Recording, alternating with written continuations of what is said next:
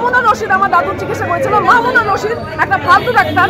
এই মামুনুর রশিদকে যখন আমি আমার দাদুর সিমটম বলছিলাম যে আমার দাদুর কি হয়েছে, তখন মামুনুর রশিদ আমাকে কিচ্ছু বলতে দেয়নি, বলতে না দিয়ে আমাকে বলেছে আপনি তো বড় ডাক্তার। আমাদেরকে বিভিন্ন রকমের টেস্ট দেওয়া হয়, টেস্ট দেওয়ার পরে তারা ডেঙ্গু টেস্ট করে। আমরা জানি ডেঙ্গু 3টা টেস্ট হয়, 3টা টেস্ট করলে ডেঙ্গু নেগেটিভ না পজিটিভ জানা যায়, কিন্তু তারা আমাদেরকে ডেঙ্গু টেস্ট করে নেগেটিভ বলে। আমার দাদু আজকে ডেঙ্গুর চিকিৎসা পায়নি এবং আমার দাদু একটা জড়জান্ত্র সুস্থ মানুষ, তিনি মারা গেছে। এখানে ভুয়া চিকিৎসা এবং কোনো নার্সরা আমাদেরকে ইনজেকশন দেয় না। নার্সেরা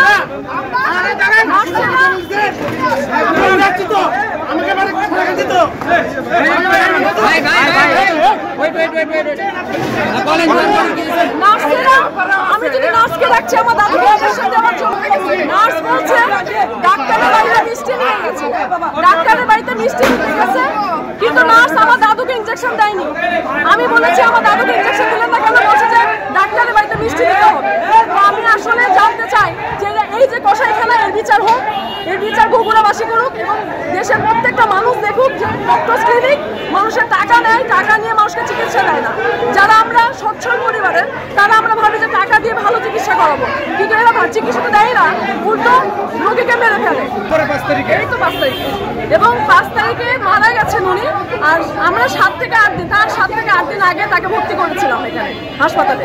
মানে হচ্ছে তার 8-10 দিনের মাথায় তিনি মারা গেছে, কারণ তার ডেঙ্গু ওটা ধরতে পারেনি। কিন্তু জিয়া মেডিকেলে যখন আমরা নিয়ে যাই, জিয়া মেডিকেল বলছে যে আজ থেকে 10 দিন আগে এই রোগীর ডেঙ্গু হয়েছে।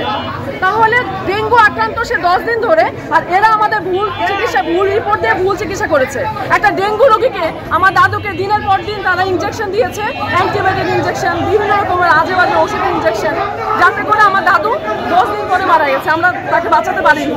তো আমরা তো আসলে একটা সচ্ছল পরিবারের মানুষ, আমরা এসেছিলাম এখানে ভালো চিকিৎসা নেওয়ার জন্য। একটা দাবি এটার বিচার হোক, এই কসাইখানা বন্ধ হবে। এবং যারা আমাদের 2 দিনে আমাদের 25,000-এর উপরে বিল এসছে, এবং এমন একটা বেড যে বেডে কোনো মানুষ, সুস্থ মানুষ থাকতে পারে না, অসুস্থ মানুষ থাকতে পারে না। এদের বিচার হোক। এখানে যারা নার্সেরা কাজ করে এরা কোনো সেবা দেয় না, আমাদেরকে বলে যে আপনারা ইনজেকশন দেওয়ার ব্যবস্থা করেন, আপনারা এখানে সেবা করেন। তো আমরা বললাম যে আমরা যদি সেবা করবো তাহলে আমরা কেন এখানে এসেছি? আমরা এখানে এসেছি। আমি সঞ্চিতা দত্ত, আমি একজন অভিনেত্রী। হ্যাঁ, আমি আমার দাদুকে এখানে নিয়ে এসে সেবা পাইনি, এবং শুধু আমার দাদু না, এখানে কোনো রোগীরা এসে চিকিৎসা পায় না, প্রত্যেকে ভুল চিকিৎসা মারা যাচ্ছে। আপনারা শুনলে অবাক হবেন যে আমি যে নার্সকে বলেছিলাম আমার দাদুকে ইনজেকশন দিতে হবে, ডাক্তার বলেছে ইনজেকশন দিতে হবে, নার্সকে খুঁজতে এসেছি।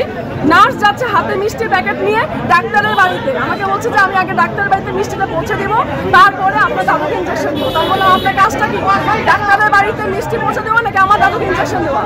তারা বলছে যে না, এখন আমাদের কাজ হচ্ছে ডাক্তারের বাড়িতে মিষ্টি পৌঁছে দেওয়া। ডাক্তার বাড়িতে মিষ্টি, আমি সবার কাছে জানতে চাই যে এইভাবে চিকিৎসা চলতে পারে? বাংলাদেশের ডাক্তাররা কি লেখাপড়া করে না? অবশ্যই ডাক্তারি পড়ে এখানে ডাক্তারি করছে, তাহলে এই চিকিৎসা কেন? এবং শুধু তাই না, মামুনুর রশিদ আমার দাদুর চিকিৎসা করেছিল। মামুনুর রশিদ একটা ফালতু ডাক্তার। এই মামুনুর রশিদকে যখন আমি আমার দাদুর সিমটম বলছিলাম যে আমার দাদুর কি হয়েছে, তখন মামুনুর রশিদ আমাকে কিচ্ছু বলতে দেয়নি, বলতে না দিয়ে আমাকে বলেছে আপনি তো বড় ডাক্তার। আমি একটা রোগী, আমি এসে যদি আমার ডাক্তারকে বলি যে আমার সিমটমটা না বলে, তাহলে সে চিকিৎসাটা করবে কি? আমি জানতে চাই। তার বয়স কত ছিল? আমার দাদু 80, কিন্তু তার কোনো বার্ধক্যজনিত অসুখ ছিল না, সে একজন সুস্থ মানুষ ছিল। বার্ধক্যজনিত অসুখে আমার দাদু মারা যায়নি, তার ডেঙ্গু ধরতে পারেনি। এরা ভুল চিকিৎসা দিয়েছে, দিনের পর দিন তাকে ইনজেকশন করে গেছে, অ্যান্টিবায়োটিক ইনজেকশন। আমরা জানি ডেঙ্গু রোগীকে কোনো অ্যান্টিবায়োটিক ইনজেকশন কেন, কোনো ওষুধ চলে না। তাহলে একটা বার্ধক্যজনিত অসুখে আক্রান্ত ছিল না আমার দাদু, সে একজন সুস্থ সবল হেঁটে চলা মানুষ, তাকে কি করেছে? ডেঙ্গু ধরতে পারেনি।